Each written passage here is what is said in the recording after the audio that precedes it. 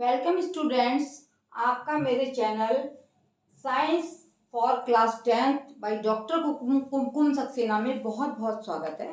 अभी पिछली कक्षा में मैंने आपको बताया कि अम्ल क्या है, क्षार क्या है और स्ट्रॉन्ग एसिड कौन है, वीक एसिड कौन से होते हैं, स्ट्रॉन्ग बेसिस कौन से हैं और वीक बेसिस कौन से होते हैं। अब क्वेश्चन ये आता है कि हम कैसे पहचानेंगे कि दिया हुआ पदार्थ अम्ल है या क्षार है। इसके लिए हम किस चीज का प्रयोग करते हैं? इसके लिए हम सूचक या इंडिकेटर्स का प्रयोग करते हैं।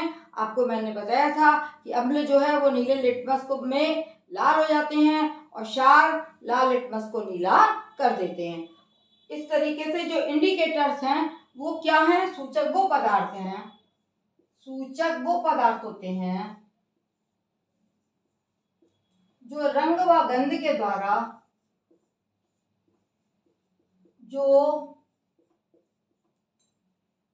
रंग परिवर्तन एवं गंध परिवर्तन के द्वारा एवं गंध क्या होती है? स्मेल। एवं गंध परिवर्तन के द्वारा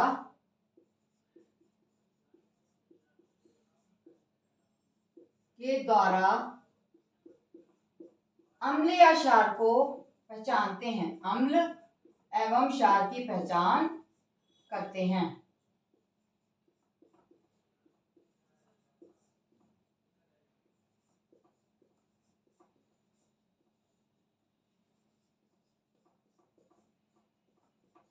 अब ये किस तरह से अम्ल क्षार की पहचान करेंगे? ये कई प्रकार के होते हैं। सबसे पहले हम पढ़ेंगे नेचुरल इंडिकेटर, प्राकृतिक सूचक। प्राकृतिक सूचक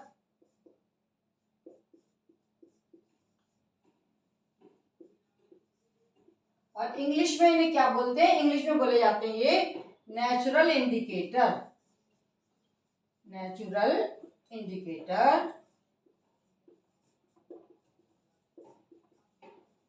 जैसे आप नाम से समझ रहे हैं कि ये काहे से बनाए जाते हैं, ये प्राकृतिक चीजों से बनाए जाते हैं। और ये थैलोफाइटा समूह का एक लाइकॉन पैदा होता है। थैलोफाइटा समूह के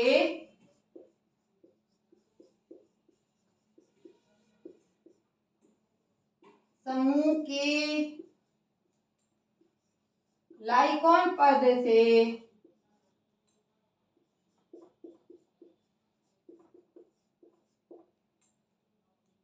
लिटमस सॉल्यूशन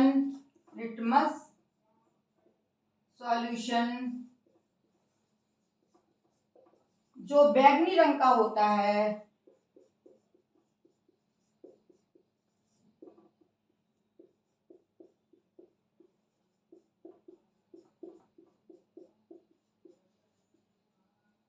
बनाया जाता है और ये पहचान लगाता है कि अमुक पदार्थ क्षार है या अम्ल है। अम्ल नीले लिटमस को लाल करते हैं और क्षार जो है लाल लिटमस को नीला कर देते हैं। इसी तरीके से एक अन्य सूचक है रेड कैबेज लीव्स। लिटमस दूसरा, यहाँ पे हम लिख देंगे अम्ल और यहाँ पे हम लिख देते हैं क्षार। अम्ल में नीला लिटमस जो है नीले लिटमस को लाल करते हैं, नीला लिटमस लाल हो जाता है। और क्षार में लाल लिटमस नीला हो जाता है।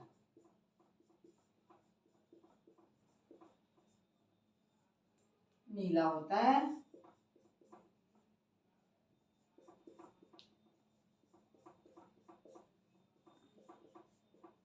ये आपका हो गया लिटमस पेपर। ये आपका एक नेचुरल इंडिकेटर है। दूसरा इसी तरीके का हम एक इंडिकेटर और ले सकते हैं, वो रेड कैबेज लीव।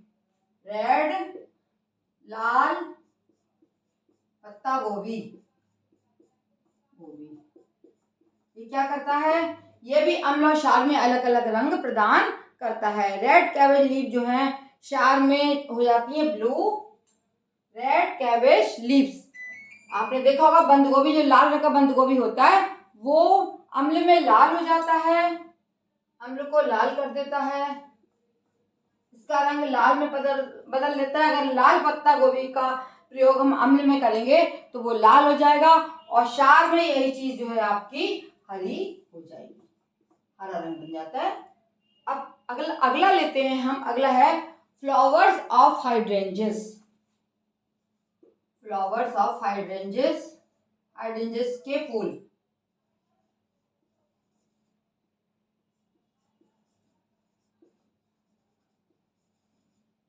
इनकी पहचान भी हम, इनके द्वारा भी हम पहचान सकते हैं कि अमुक पदार्थ अम्ल है या क्षार है।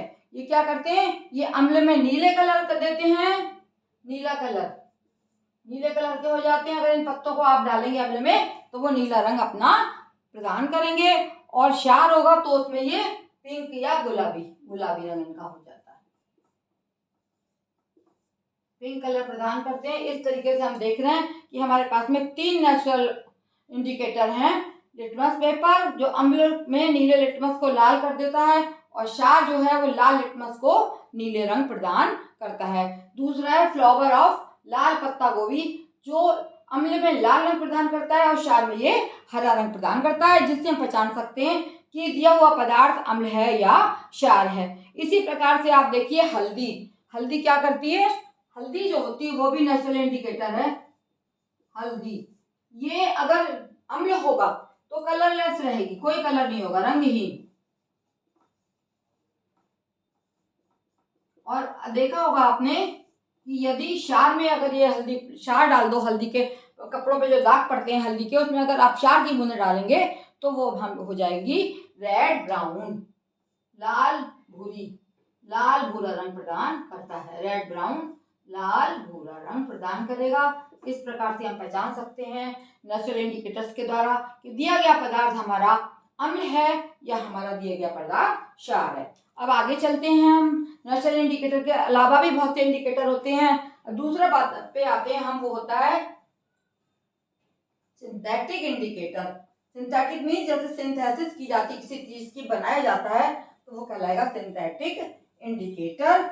जो किसी तरीके से केमिकल प्रोसेसेस के द्वारा तैयार करा जाएगा वो कहलाएगा आपका सिंथेटिक इंडिकेटर। और अभी तक आपने जो पढ़े वो थे हमारे नेचुरल इंडिकेटर, जो कुदरत के पौधे से या उससे प्रदान किए जाते हैं। हल्दी भी हमारा नेचुरल पदार्थ है, और हमारा लिटमस भी थैलोफाइटा समूह के लाइकेन पौधे से प्राप्त किया जाता है। दूसरा आता है synthetic indicator.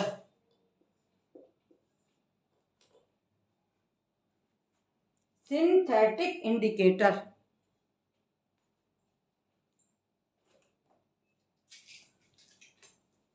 Number 2, synthetic indicator.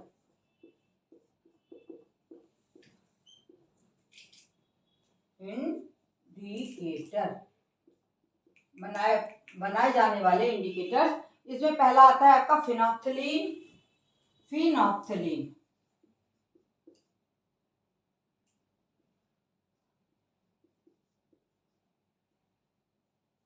फिनोक्थिलीन एक सॉल्यूशन होता है, और ये क्या करेगा कि ये एसिड में कलरलेस रहेगा, अम्ल में ये कोई रंगहीन होता है। अम्ल में डालेंगे तो रंगहीन रहेगा, और क्षार में अगर हम इसको डाल देते हैं तो ये तुम्हारा कलर प्रदान करेगा। क्षार माने बेस, जो OH आयंस रिलीज करते हैं, क्षार में ये पिंक कलर या गुलाबी रंग प्रदान करता है। इस प्रकार हम पहचान लेंगे कि अमुक दिया हुआ पदार्थ क्षार है या अम्ल है। अगर अम्ल में आप डालोगे तो ये रंगीन रहेगा, और क्षार में डाल दोगे तो ये गुलाबी रंग का हो जाता है। दूसरा आता है मिथाइल ऑरेंज। ए फिनोक्थिलीन, बी मिथाइल ऑरेंज। ये भी एक सिंथेटिक इंडिकेटर है, मिथाइल ऑरेंज, है ना।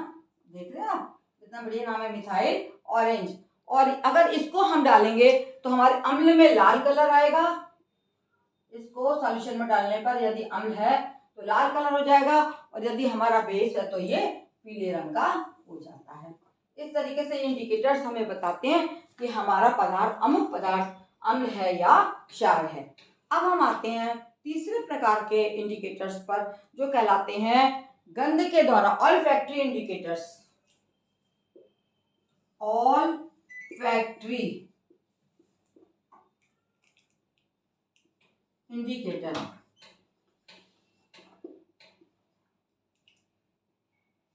यानी गंध द्वारा सूचना, गंध सूचक, ये कहलाते हैं गंध सूचक। गंध के द्वारा आप पहचान लेंगे कि अमुक पदार्थ अम्ल है या अमुक पदार्थ क्षार है। ऑल्फैक्टरी इंडिकेटर में सबसे पहले हम लेंगे ओनियन का जूस, है ना। जो प्याज होती है बारीक कटी हुई, उसको कपड़े में बांध लो और रख लो और उसके जूस को निकाल लो। उस जूस को यदि हम अम्ल में डालेंगे तो बहुत अच्छी स्मेल आएगी। अम्ल ले लिया और इधर ले लिया हमने क्षार। अम्ल में डालने पर इसमें स्मेल देगा, आप सूंघोगे तो स्मेल देगा, है ना। और क्षार में कोई स्मेल नहीं, कोई खुशबू नहीं। क्षार में डालने पर ये कोई भी खुशबू नहीं देगा।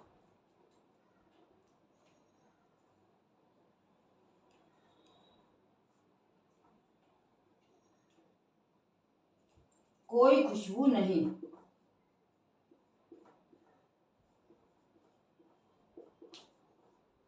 कोई खुशबू नहीं आएगी अगर आप क्षार में इसको डाल दोगे, ओनियन के जूस को, तो कोई खुशबू नहीं आती है।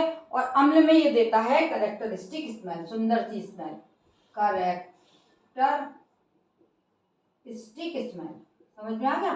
तो हम अगर हम आपका क्या लिया हमने, ओनियन जूस। ये कौन सा है, ओनियन। ऑल्फैक्टरी इंडिकेटर का पहला है ओनियन जूस, प्याज का रस, प्याज का रस बहुत अच्छी स्मेल देगा अम्ल में, और क्षार में ये कोई भी खुशबू नहीं दे पाता है। तो इस प्रकार से हम सूंघ के पहचान सकते हैं कि अमुक पदार्थ अम्ल है या क्षार है। इसी तरीके से वनीला एसेंस ले लीजिए। वनीला, दूसरा आता है भी vanilla essence. Vanilla essence, vanilla essence का क्या होगा, वनीला एसेंस भी अगर आप अम्ल में डालेंगे तो ये देगा स्मेल, अच्छी खुशबू। और बेस में डालने पे क्या होगा, ये कोई भी खुशबू प्रदान नहीं देगा, कोई खुशबू नहीं।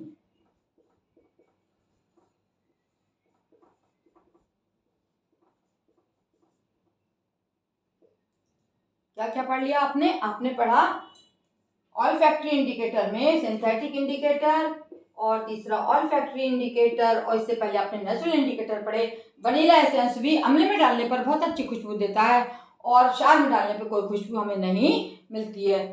तीसरा आता है लौंग का तेल। लौंग का तेल अगर ये अम्ल होगा तो अच्छी खुशबू देगा, और क्षार होगा तो ये कोई खुशबू नहीं देता है, कोई खुशबू नहीं।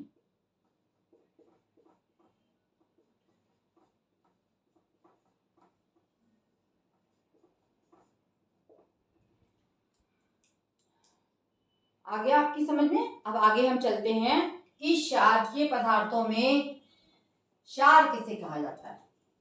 क्षारीय पदार्थों में क्षार क्या होता है, और मैंने आपको उस दिन उदासीनीकरण क्रिया बताई थी कि एसिड और बेस मिलकर जब सॉल्ट और पानी बनाते हैं तो उस क्रिया को हम उदासीनीकरण क्रिया कहते हैं। अब क्या रहता है, क्षार क्या है। क्षार वे पदार्थ हैं, वे क्षारक जो पानी में घुलनशील होते हैं, जो पानी में घुल जाते हैं,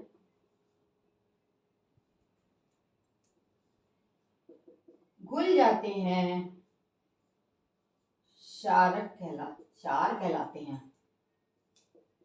उन्हें हम क्या कहते हैं, क्षार कहलाते हैं।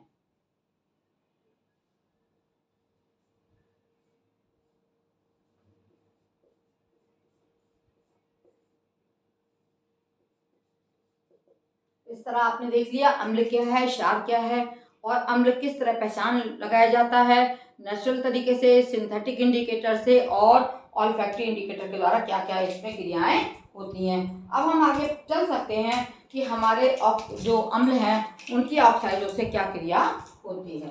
अम्ल की क्रिया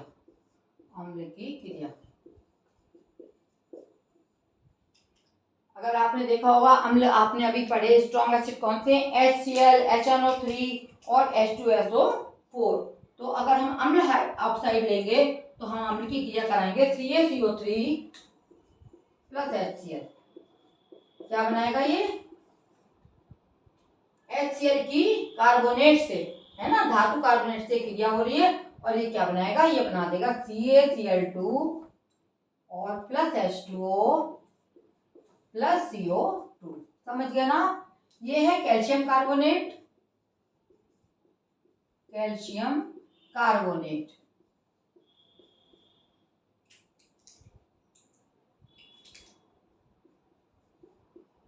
और ये एक अम्ल है जिसे हम कहते हैं हाइड्रोक्लोरिक अम्ल। इसका नाम क्या है, हाइड्रोक्लोरिक अम्ल। में मिलाया जाएगा तो ये क्या बनाएगा, ये बना देगा कैल्शियम क्लोराइड और इसमें कार्बन डाइऑक्साइड गैस निकलती है। इसकी हम पहचान करना चाहते हैं तो हम क्या करेंगे, इसको हम चूने के पानी में प्रवाहित करेंगे। CaOH का whole twice plus carbon dioxide. हम कैसे पहचानेंगे इसमें से निकलने वाली गैस जो है वो कार्बन डाइऑक्साइड है। जब इसको हम इसमें प्रवाहित करेंगे तो ये CaCO3 रंग का व्हाइट पदार्थ बन जाएगा, व्हाइट विलयन हो जाएगा और प्लस H2O, पानी अलग हो जाएगा और ये बन जाएगा कैल्शियम कार्बोनेट।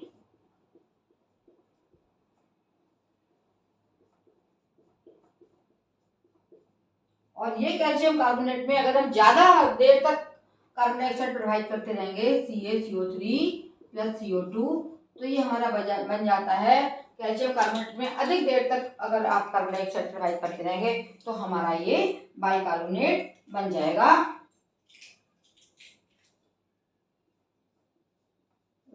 CaHCO3 का होल ट्वाइस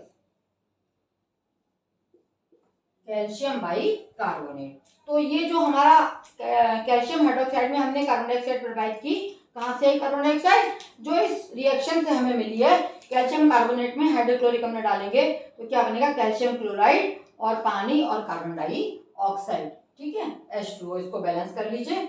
और जब इसको हमने अधिक देर तक हमने कैल्शियम हाइड्रोक्साइड में कार्बन डाइऑक्साइड प्रवाहित की तो हमारा ये बन गया CaCO3 प्लस H2O। इधर हम देख लेते हैं, कैल्शियम का एक है, इधर भी एक है, कार्बन का एक है, इधर भी कार्बन का एक है, हाइड्रोजन के दो हैं, हाइड्रोजन के दो हो गए और ये बन गया आपका ऑक्सीजन के दो और एक तीन हमारी जो परमाणु है वो ऑक्सीजन के। इस तरह हमारी ये बैलेंस समीकरण है। इसको बहुत देर तक प्रवाहित करने में ये हमेशा आ जाता है एग्जाम में कि चूने के पानी में, ये क्या है, चूने का पानी, चूने का पानी, इसमें हम कार्बन डाइऑक्साइड प्रवाहित करते रहेंगे तो क्या होगा, ये बन जाएगा कैल्शियम कार्बोनेट और पानी। और देर तक प्रवाहित करेंगे तो कैल्शियम कार्बोनेट और कार्बन डाइऑक्साइड और पानी मिलकर बना देते हैं CaHCO3 कैल्शियम बाइकार्बोनेट। इसका नाम क्या है, कैल्शियम बाइकार्बोनेट।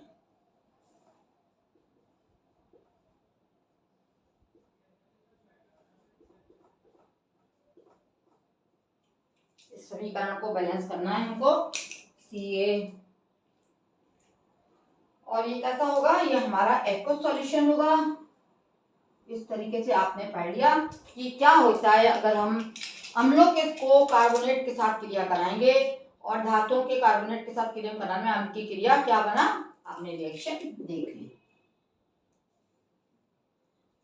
लास्ट में मैं कहूंगी, यदि आपको मेरा पढ़ाना अच्छा लगा है, आपको समझ में आया है मेरा लेसन, तो आप प्लीज लाइक एंड सब्सक्राइब कीजिए जिससे कि आपको आगे भी मेरे क्लासेस को देखने को मिलता रहे और आप इसी तरीके से देखते रहें और नोट्स बनाएं, क्योंकि नोट्स जरूर बनाइए। किताबों में तो इस तरह नहीं होता है। किताबों में क्या होता है, किताबों में प्रयोग दिखा रहे हैं, कहीं कुछ कर रहे हैं, कभी कुछ कर रहे हैं, लेकिन इस तरीके के नोट्स आपको यूनिक मिलेंगे क्योंकि हम लोग बना के तैयार करके ही आपको पढ़ाते हैं। धन्यवाद।